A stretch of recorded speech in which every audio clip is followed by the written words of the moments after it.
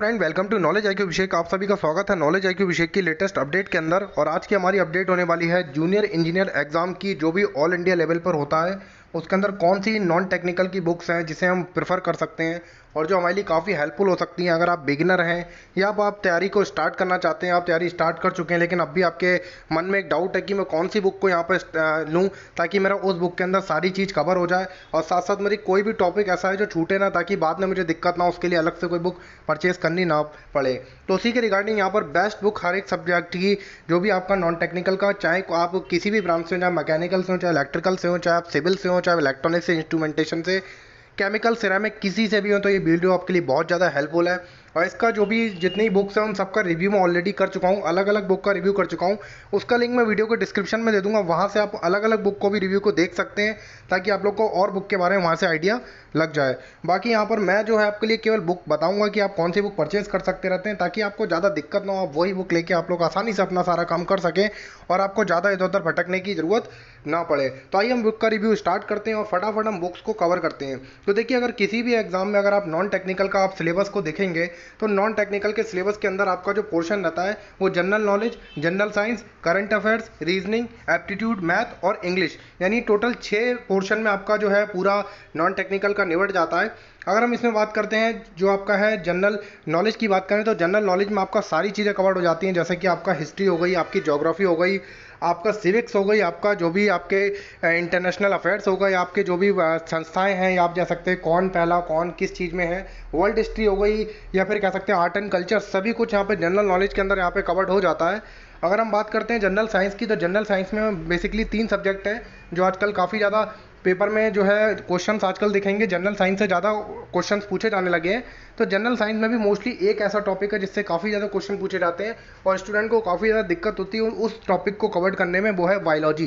क्योंकि आजकल देखा गया है कि आज का जो मतलब कह सकते हैं उसमें ह्यूमन बायोलॉजी से काफ़ी ज़्यादा क्वेश्चन पूछा जाता है, ह्यूमन से रिलेटेड, ह्यूमन के पार्ट से रिलेटेड, ह्यूमन में बोन से रिलेटेड, ह्यूमन के जो भी लंग्स हैं, ह्यूमन की जितने भी बॉडी के पार्ट्स हैं उनसे रिलेटेड काफ़ी ज़्यादा क्वेश्चन पूछे जाते हैं। साथ साथ आपके प्लांट से क्वेश्चन पूछे जाते हैं, आपके बॉटनी से क्वेश्चन पूछे जाते हैं। तो इसलिए जनरल साइंस भी आजकल बहुत ज़्यादा इंपॉर्टेंट हो गया है, क्योंकि एज अ फिजिक्स तो जो है क्वेश्चन जो होते हैं नॉर्मली जो है कम पढ़ के भी आदमी लगा सकता है, लेकिन जो आप कह सकते हैं बायोलॉजी के क्वेश्चन होते हैं जब तक उनके बारे में उसे पता ना हो तो वहाँ पर लगाने में काफ़ी ज़्यादा दिक्कत हो जाती है। बात करते हैं करंट अफेयर्स की। करंट अफेयर्स भी मैं आपको बताऊँगा कौन सी बुक है, एक ही बुक आपके लिए बताऊँगा ताकि आप वो लें। अब उससे पढ़ें, उसके सिवा आपको किसी भी इधर उधर देखने की ज़रूरत नहीं है। बार बार भटकेंगे, जगह जगह आप जाएंगे तो वहाँ पर क्या होगा, आप लोग का माइंड जो है डाइवर्ट होगा और अपनी जो एक कंटिन्यूस आपकी तैयारी होती है उसमें आपको दिक्कत आ जाएगी। बहुत सारे स्टूडेंट क्या करते हैं 2 साल तक तैयारी करते हैं लेकिन उनको एक परफेक्ट बुक नहीं पता होती, वो इधर की बुक भी देखते हैं, दूसरी बुक भी देखते हैं, लेकिन बाद में क्या होता है कि उनकी वो बाद में उन्हें समझ में आता है कि मैं एक ही बुक अगर ढंग से पढ़ लेता, उस चीज़ को 3 बार पढ़ लेता तो वहीं से मेरा सारा काम हो जाता, एक्स्ट्रा बुक पढ़ने की उन्हें कोई भी ज़रूरत नहीं पड़ती। तो इसी तरीके से यहाँ पे आगे बात करते हैं रीजनिंग की। बताऊंगा कि रीजनिंग में कौन सी बुक आपके लिए बेटर है, कौन सी एक बुक पढ़ लेंगे तो उससे आपका सारा काम जो है पूरा निबट जाएगा, उसके सिवा आपको कोई भी बुक पढ़ने की ज़रूरत नहीं पड़ेगी आपको। साथ साथ आप बताऊंगा एप्टीट्यूड मैथ की कौन सी बुक है, क्योंकि जूनियर इंजीनियर के एग्जाम के अंदर आजकल देखेंगे कुछ जो एग्जाम्स हैं उनमें एप्टीट्यूड भी पूछा जाने लगा है। तो एप्टीट्यूड भी आपको आना चाहिए, एप्टीट्यूड भी आपके लिए मस्ट है। आपके अगर आप नॉन टेक्निकल का अदर भी आप तैयारी कर रहे हैं तो वहाँ पे एप्टीट्यूड तो आपका मस्ट हो जाता है, तो एप्टीट्यूड आपको आना बहुत ज़्यादा जरूरी रहता है। इंग्लिश के लिए बताऊंगा क्योंकि देखिए डीडीएस जेई हो गया या दिल्ली के जितने भी एग्जाम्स होते हैं या फिर आप देखेंगे यूपी के जो यूपी ट्रिपल एससी हो गया या अदर कोई भी एग्जाम हो गया, आजकल इंग्लिश का पोर्शन भी वहाँ पर काफ़ी ज़्यादा पूछा जाता है, तो इंग्लिश भी आपके लिए आना मस्ट हो गई है।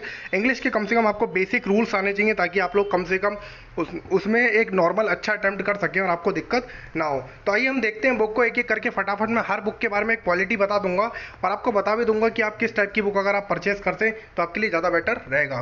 तो आइए हम बुक को स्टार्ट करते हैं और यहाँ पे अब आते हैं नीचे बुक में। तो अगर हम बात करते हैं, देखिए जनरल नॉलेज की बुक की बात करते हैं तो जनरल नॉलेज के अंदर देखिए आपकी बुक आती है लूसेंट, किरण, एचडी पब्लिकेशन और अरिहंत, और भी बहुत सारी बुक्स आती हैं। अलग अलग कैंडिडेट कई सारी बुक देखते हैं मार्केट के अंदर, काफ़ी सारे पब्लिकेशन की बुक्स आती हैं, लेकिन ज़्यादा भटकने की कैंडिडेट्स को जरूरत नहीं है। अगर कैंडिडेट इनमें से कोई भी बुक, एक भी बुक को परचेज कर लेता है, अरिहंत, लूसेंट, किरण, इनमें से कोई भी बुक को परचेज करके अगर पढ़ाई करता है तो उसके लिए जो है वो मोर देन सफिशिएंट हो जाएगा।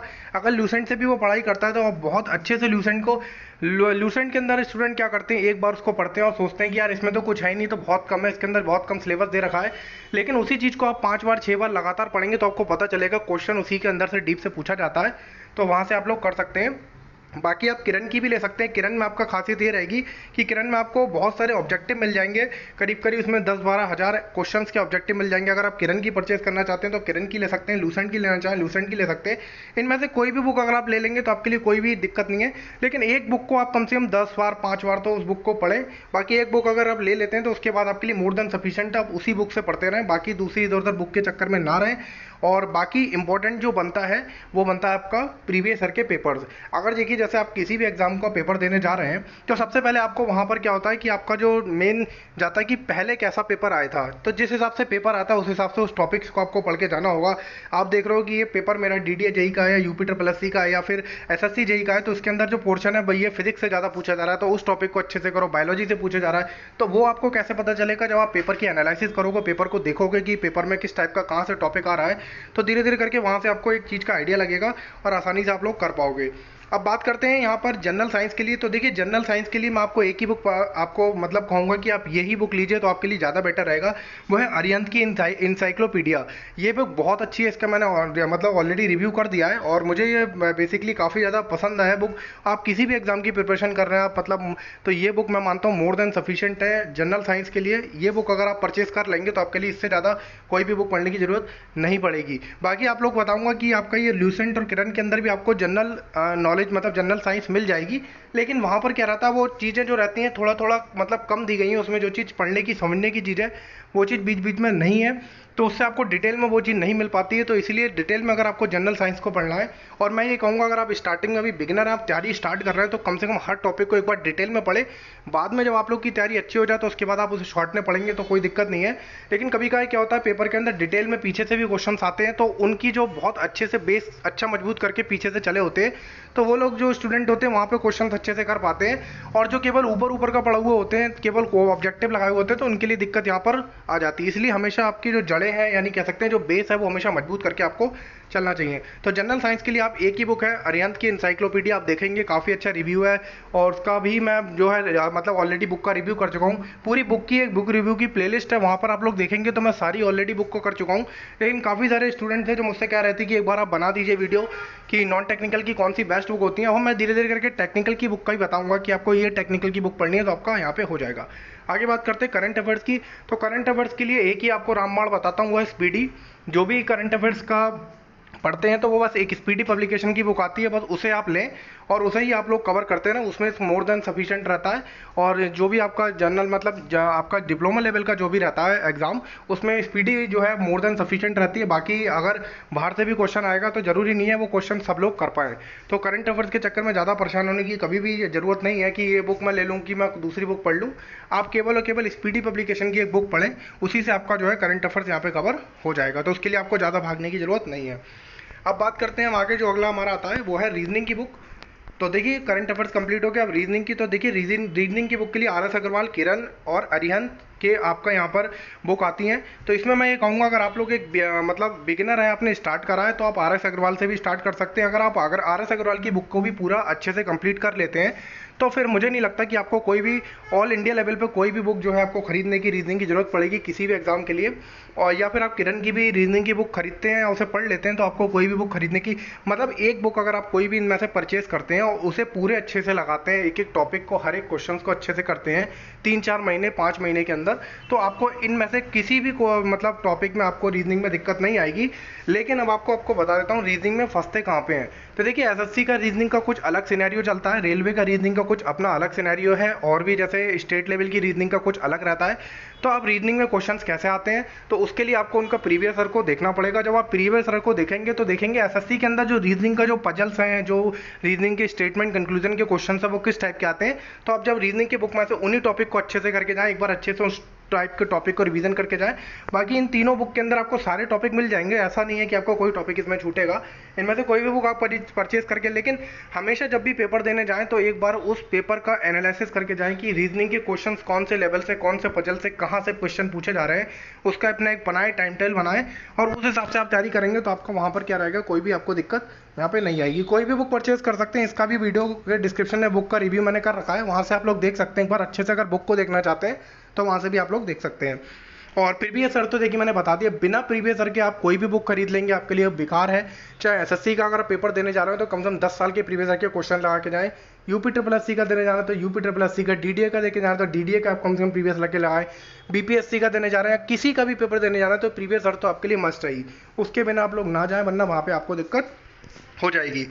अब हम बात करते हैं यहाँ पर मैथ्स की। तो मैथ्स की देखिए आर एस अग्रवाल, किरण और राकेश यादव, तीन बहुत ही ज़्यादा पॉपुलर बुक्स हैं। तीनों के बारे में लोग जानते होंगे। आर एस अग्रवाल की बहुत पॉपुलर बुक है। आप इन तीनों बुक में से मैं यही कहूँगा कि अगर आप जूनियर लेवल केवल एग्जाम की प्रिपरेशन के बेस पे अगर आप चाहते हैं, देखिए अगर आप बहुत एडवांस लेवल पे पढ़ना चाहते हैं तो आपको और भी ज़्यादा एडवांस जो है बुक पढ़नी पड़ेगी, लेकिन एज अ जूनियर इंजीनियर की बता रहा हूँ मैं एग्जाम पे, तो आप अगर इन तीनों में से एक भी बुक अगर परचेज करते हैं, और मैं तो ये कहूँगा आप अगर अच्छे से अगर कोई चीज़ करना चाहते हैं तो राकेश यादव या किरण की कोई भी एक बुक इनमें से ले लीजिए। आर एस अग्रवाल में क्या रहता है ना, क्वेश्चंस का जो थोड़ा सा आप कह सकते हैं क्वेश्चंस अच्छे हैं उस बुक के अंदर, लेकिन क्वेश्चन को टाइप में अकॉर्डिंग कम अच्छे से मतलब दिया गया है। वो भी आप देखेंगे तो आपको खुद समझ में आ जाएगा। मैं आपको उसका भी रिव्यू कर रखा है अलग से, वहाँ पे आप लोग देखेंगे। लेकिन आप, मेरा मानना है कि आप राकेश यादव या किरण में से कोई भी एक बुक लेते हैं तो वहाँ पे आपको बेटर सोल्यूशन आपको मिल जाएगा। और राकेश यादव में किरण से भी ज़्यादा अच्छा बेटर सोल्यूशन है, तो उसे आप लेके अगर एक बुक को आप हल्के हल्के करके करते हैं तो वहाँ पर क्या होगा, धीरे धीरे करके आपका मैथ्स का भी स्ट्रांग होता जाएगा। और इनमें से कोई भी बुक आप लेकर आप कर सकते हैं। कोई भी बुक लेंगे आपका जूनियर इंजीनियर लेवल का, तो इन तीनों में से कोई भी बुक ले लेंगे तो वहाँ पे आपका 100% कंप्लीट सोल्यूशन हो जाएगा। लेकिन आप अगर चाहते हैं कि सीजीएल वगैरह या एसएससी सीएचएसएल इन सब के लिए आपको तैयारी करनी है तो फिर आपको थोड़ा एडवांस लेवल पे भी तैयारी करनी पड़ेगी। तो उसके लिए यहाँ बुक प्रेफर नहीं कर रहा हूँ मैं, केवल जूनियर इंजीनियर का जो बेसिक क्वेश्चन आते हैं उनके लिए बता रहा हूँ। तो आप आर एस अग्रवाल, किरण, एसएससी या राकेश यादव में से कोई भी बुक ले लीजिए। मैं आपसे ये कहूँगा कि राकेश यादव, किरण में से अगर आपको मिले बेटर है तो उनमें से आप बुक लीजिए तो आपके लिए फ़ायदा रहेगा। अब बात करते हैं इंग्लिश की। इंग्लिश की दो ही बुक मार्केट के अंदर है जो सबसे ज़्यादा फेमस रहती हैं, एक गोपाल वर्मा की और एक नीतू सिंह की जो केडी कैंपस की है। इनमें से आप कोई भी एक बुक ले लीजिए। दोनों बुक मुझे एक जैसी लगती हैं, ज़्यादा में दोनों में ज़्यादा अंतर मुझे समझ में नहीं आया, लेकिन बस यही है कि दोनों बुक को आप पढ़ सकते हैं। बाकी थोड़ा सा गोपाल वर्मा की जो बुक है उसमें थोड़ा सा एडवांस करके दे रखा है, चीज़ों को थोड़ा सा अच्छे से मेमोराइज करके बताया गया है। तो अगर आप गोपाल वर्मा से ही पढ़ना चाहते हैं तो उससे ही पढ़ सकते हैं। लेकिन देखिए ये जो बहुत ज़्यादा मेमोराइजेशन रहता है या बहुत ज़्यादा एडवांस रहता है, ये आपका एसएससी वगैरह की आप तैयारी करते हैं तो उसमें आपको ये चार चीज़ों को ज़्यादा जो है ध्यान देना पड़ता है। लेकिन आप एक केवल जूनियर इंजीनियर के कुछ परसेंट 10-5% केवल क्वेश्चन के लिए इंग्लिश अगर पढ़ के जाने वाले हैं तो आपके लिए ज़्यादा इसके लिए मैटर नहीं करता। आप आराम से जो है कम से भी आप चाहे राकेश यादव ले लें, चाहे वो सॉरी या केडी कैंपस लें, चाहे नीतू सिंह ले लें, दोनों से आपका काम हो जाएगा। तो मेरा मानना है कोई भी बुक ले लीजिए बिना सोचे समझे, आपका जो जूनियर इंजीनियर लेवल तक का तो आपका हो जाएगा। बाकी अगर कभी आप मन बनाते हैं एडवांस मतलब एसएससी की तैयारी करना या सीजीएल की तैयारी करना है, उससे एडवांस लेवल के एग्जाम की तैयारी करना, तो फिर आपको थोड़ा सा जो है बेटर सोचना पड़ेगा। तो उसके लिए भी कभी हम बाद में चर्चा करेंगे, उसके लिए आप कौन सी बुक ले सकते हैं। लेकिन यहाँ पर केवल एक जो है मेन आपका जूनियर इंजीनियर लेवल की एग्जाम से रिलेटेड है। तो यहाँ पर देखिए मैंने सारी बुक्स हैं जो सारा टॉपिक्स है कवर्ड कर दिया है। तो इस सब में एक मतलब लास्ट में एक इंपॉर्टेंट नोट ये निकलता है कि बुक आप कोई भी ले लें, लेकिन अगर आपने प्रीवियस ईयर के क्वेश्चंस नहीं लगा के गए एग्जाम के अंदर तो वहाँ पर क्या होगा, आपके लिए बहुत ज़्यादा दिक्कत हो जाएगी। तो किसी भी बुक को आप लें, बुक को अच्छे से पढ़ें, पूरा कंप्लीट करें। उस बुक को एक नहीं कम से कम 3 से 4 बार उस बुक को पूरा कंप्लीट करें। एक बार बुक को पढ़ने के बाद उसे ना छोड़ें। बहुत सारे यही कैंडिडेट गलती करते हैं कि एक बार बुक को पढ़ा, उसके बाद उन्होंने कहा मेरी बुक कंप्लीट हो गई, अब मैं दूसरी बुक परचेज करूँगा क्योंकि मुझे इसे बोरियत लग रही है, मैं इस बुक को नहीं पढ़ूंगा। ऐसा नहीं करना। बहुत सारे कैंडिडेट मैंने देखा है कि उस बुक को पढ़ते हैं, फिर वो पूरी कंप्लीट करने का तो पढ़ते ही नहीं है, उसे दोबारा उठाते ही नहीं है, फिर वो कहते हैं नई बुक लेके आएंगे, नई बुक में ज़्यादा मज़ा आता है। तो ये गलती बहुत सारे लोग करते हैं और ऐसी गलती आप लोग को नहीं करना है। तो आपको उसी बुक को 3 से 4 बार पढ़ना है और धीरे धीरे आप देखेंगे आपके कॉन्सेप्ट अच्छे होते चले जाएंगे। आप 1-1.5 साल के अंदर अच्छी जो है अपना बेस मजबूत कर लेंगे अपना नॉन टेक्निकल का। क्योंकि आजकल जूनियर इंजीनियर का एग्जाम निकालने के लिए टेक्निकल से भी ज़्यादा आपके लिए नॉन टेक्निकल बहुत ज़्यादा इंपॉर्टेंट हो गया है। क्योंकि टेक्निकल तो लगभग सभी कर लेते हैं, लेकिन नॉन टेक्निकल के अंदर जो है कैंडिडेट के लिए दिक्कत हो जाती है, फिर वहीं से उनका सिलेक्शन जो होता है रुक जाता है। तो आपको विशेष रूप से ये बात ध्यान रखनी है कि आप लोग को प्रीवियस ईयर के क्वेश्चंस और हर बुक को अच्छे से पढ़ना है। और आपका फिर यहाँ पे 100% 1-1.5 साल के अंदर आप लोग अगर अच्छे से मेहनत करेंगे उस चीज़ के ऊपर तो आपका यहाँ पे सिलेक्शन हो जाएगा। बाकी अगर कोई भी आपको डाउट है किसी चीज़ के बारे में पूछना है तो आप कमेंट में नीचे पूछ सकते हैं। बाकी टेलीग्राम ग्रुप नॉलेज IQ अभी पे भी जुड़ सकते हैं, जिसका लिंक भी वीडियो के डिस्क्रिप्शन मिल जाएगा। वहाँ पे आप मुझसे पर्सनल बात भी कर सकते हैं और जो भी आपसे कुछ पूछना है, कोई डाउट है, आप लोग वहाँ पर जो है डायरेक्ट कॉन्टैक्ट कर सकते हैं। कोई ऐसी दिक्कत आपके लिए नहीं है। बाकी अगर वीडियो पसंद आए तो वीडियो को लाइक जरूर कर दें। मैं अभिषेक आपके साथ नेक्स्ट वीडियो नेक्स्ट अपडेट में फिर मिलूंगा। तब तक के लिए thank you so much friends.